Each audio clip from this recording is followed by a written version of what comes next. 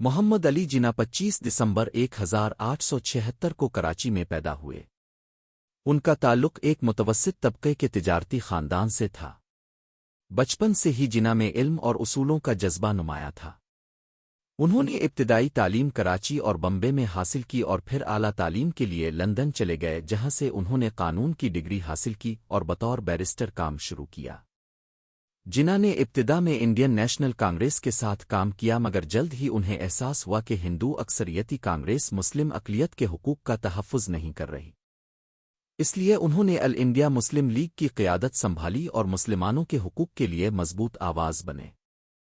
انہوں نے مسلمانوں کو ایک متحد قوم بنانے کی کوشش کی تاکہ ان کے سیاسی، سماجی اور مذہبی حقوق محفوظ ہوں۔ قائد-اعظم کا وژن صرف ایک علیحدہ ملک حاصل کرنا نہیں تھا، بلکہ ایک ایسا پاکستان تعمیر کرنا تھا جہاں ہر شہری کو مساوی حقوق حاصل ہوں، جہاں مذہبی، لسانی اور ثقافتی آزادی ہو اور جہاں قانون کی حکمرانی ہو۔ وہ چاہتے تھے کہ پاکستان ایک جدید، ترقی پسند اور منصفانہ معاشرہ بنے جو دنیا میں امن اور بھائی چارے کی مثال قائم کرے۔ 1947 میں پاکستان کی آزادی کے بعد قائد-اعظم نے ملک کے سیاسی اور معاشی استحکام کے لیے انتھک محنت کی۔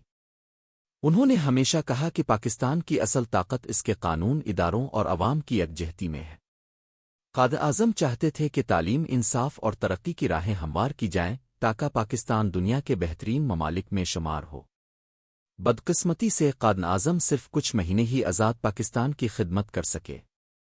11 ستمبر 1948 کو ان کا انتقال ہو گیا، لیکن ان کی زندگی اور ان کا وژن آج بھی پاکستان کی بنیاد اور رہنمائی کا سرچشمہ ہے۔ قائد-اعظم نے ہمیں یہ سکھایا کہ جدوجہد، اصول اور عزم سے ہر مشکل کو پار کیا جا سکتا ہے۔